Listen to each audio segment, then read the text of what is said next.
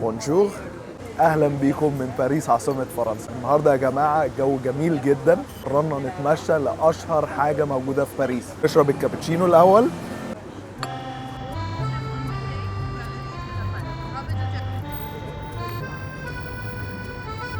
ماشيين مع بعض في شوارع باريس، بالصدفة لقينا الشارع الجميل اللي احنا فيه ده، وفي الباك جراوند التور ايفل. تابعونا،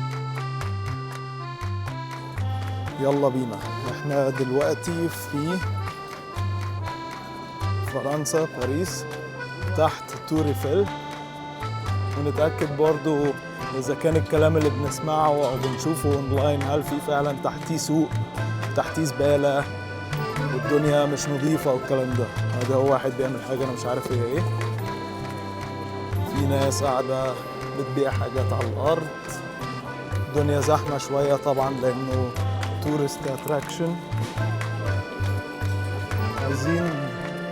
عايزين نخش تور ايفل. ومقفول المكان حواليه ازاز او بروتكشن.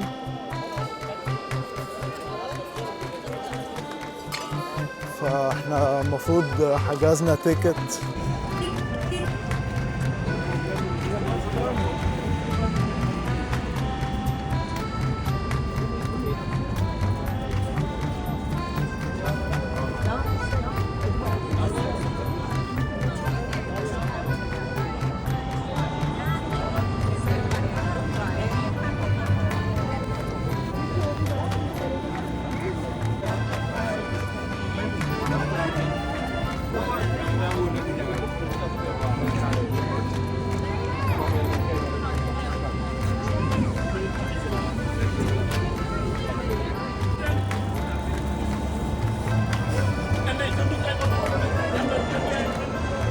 تيكت اونلاين، تقدر تجيبها اونلاين. خلينا كده نخش نشوف الدنيا ايه جوه. لغايه دلوقتي الدنيا يعني الى حد ما نظيفه، مش زي الاوفر اللي شفته اونلاين، لكن تعالوا نروح بنفسنا نتاكد يعني اذا كانت الدنيا نظيفه ولا لا. في طبعا طابور كبير اهو، وادي التور ايفل اهو. احنا دلوقتي في باريس فرنسا، تحديدا تحت التور ايفل. قررنا نخش تور ايفل، نبص حواليه وكمان نطلعه. يلا بينا نطلع نشوف فيه ايه. دخلنا اخيرا التور ايفل. احنا دلوقتي واقفين مستنيين اللاين عشان نطلع في الاسانسير. زي ما انتم شايفين التور ايفل من تحت عامل ازاي. المكان ضخم، يعني القاعدة بتاعته كبيرة، مش صغيرة زي ما أنا كنت متخيل. المكان منظم وبتخش بوقت. التيكت كانت تقريبا 18 يورو، واحنا كان ميعادنا الساعة 2:30. خليكم معانا، يلا بينا نطلع التور ايفل. المفروض نخش في الطابور هنا عشان هنطلع الأسانسير اللي هيودينا الدور التاني.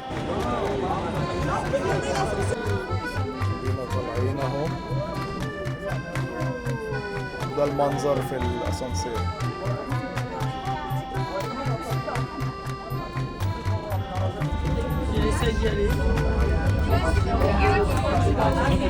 يلا بينا نشوف.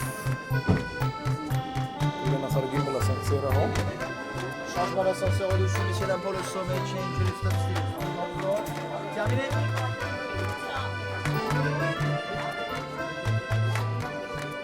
باريس يا جماعة من فوق التور ايفل.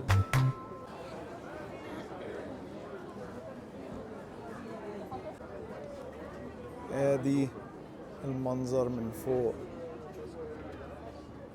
التور ايفل.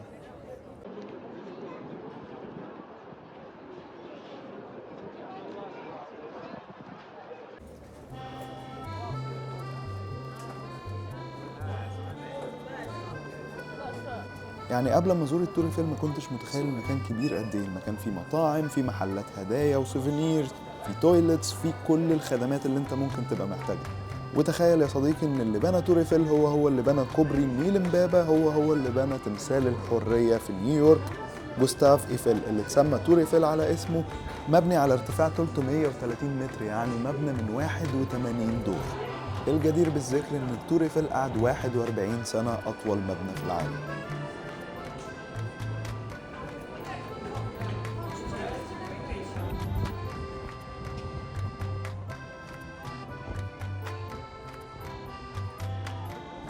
وبكده هيكون يومنا النهارده في التور ايفل انتهى. سمعت كتير من ناس كتير على جروبس وعلى كومنتس ان المنطقه حوالين التور ايفل مليانه زباله. سمعت كتير ان الناس كتير بتبيع وتخيلت المكان حاجه مختلفه، لكن زي ما انتم شايفين المكان حلو جدا. كان في ناس بتبيع شويه حاجات، ودي حاجه احنا شفناها في كل السايت سينجز او الاماكن السياحيه في دول كتير جدا.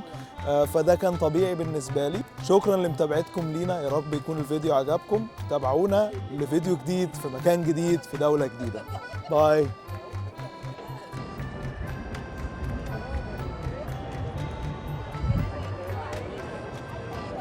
بس خلاص، لو عجبك الفيديو اعمل لايك، اعمل كومنت، شير وسبسكرايب عشان توصلك كل الفيديوهات الجديدة. سلام.